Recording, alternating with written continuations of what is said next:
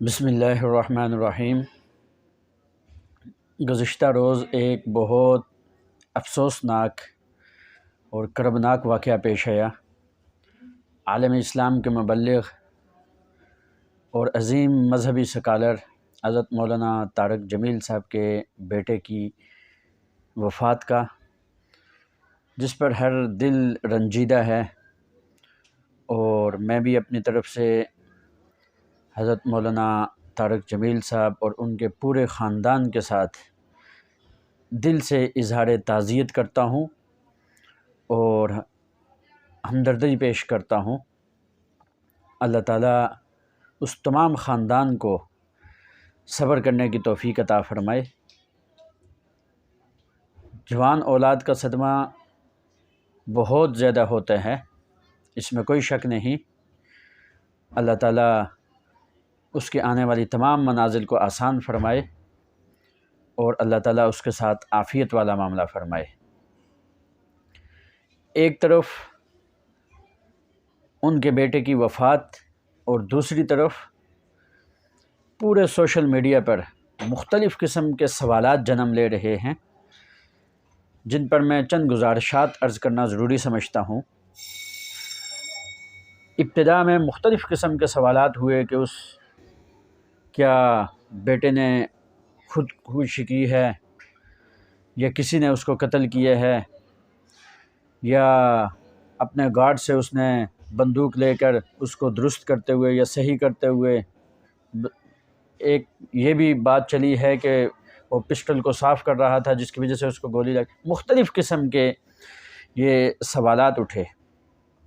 تو یاد رکھیں، ایک طرف خاندان کو اتنا بڑا صدمہ ہو اور دوسری طرف اس طرح کے مختلف قسم کے بیہودہ سوالات جس کی کوئی بنیاد ہی نہ ہو، اور ان سوالات سے انسان کا کوئی فائدہ بھی نہ ہو، ویسے ایک سوشل میڈیا پر ایک شور برپا کرنا یہ انتہائی نامناسب ہے۔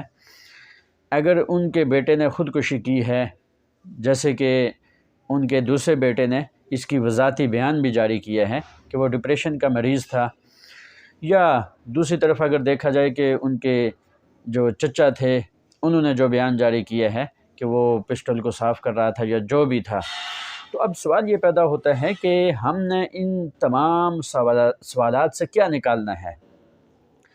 اس سے زیادہ اور کچھ نہیں ہے کہ اس پورے گھرانے کو اور پورے اس فیملی کو مزید زیادہ تکالیف ہوں گی اور مزید ان کے لیے پریشانی کا باعث بنے گی۔ اب مختلف قسم کے مزید سوالات اٹھے کہ مولانا طارق جمیل صاحب عظیم مبلغ ہیں، وہ دوسروں کو تو تبلیغ کرتے ہیں، اپنے گھر کے اندر ان کا بیٹا ان کا نافرمان تھا، ان کی بات نہیں مانتا تھا۔ تو بھائی یہ بھی بے بنیاد سوال ہے۔ اب انبیاء کے گھر میں ان کی اولاد اگر نافرمان ہو سکتی ہے، تو مولانا طارق جمیل صاحب کا بیٹا اگر آپ کی بات مان ہی لی جائے کہ وہ نافرمان تھا، تو یہ ناممکن ہے، اور یہ عقل میں آنے والی بات نہیں ہے، اور یہ کوئی بعید بھی نہیں ہے کہ بھائی اگر ایک عظیم مبلغ ہے اس کے گھر کے اندر اگر کوئی اولاد نافرمان پیدا ہو جائے تو یہ کون سی کوئی بعید بات ہے۔ اور یہ بھی نہیں ہو سکتا کہ حضرت نے اس کو سمجھایا نہ ہو یا اس کو تبلیغ نہ کی ہو، جیسے کہ ایک سوشل میڈیا پر ان کا ایک کلپ بھی چل رہا ہے کہ بیٹے کے ساتھ بہت ہنسی مذاق کر رہے ہیں۔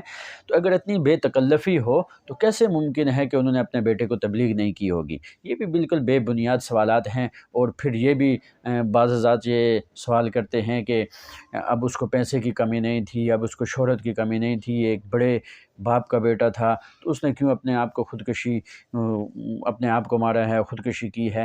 بھائی یہ سارے جتنے بھی سوالات ہیں، ان سوالات کو یہیں پر چھوڑ دیا جائے، اور ان سوالات سے ہم نے کچھ نکالنا بھی نہیں ہے۔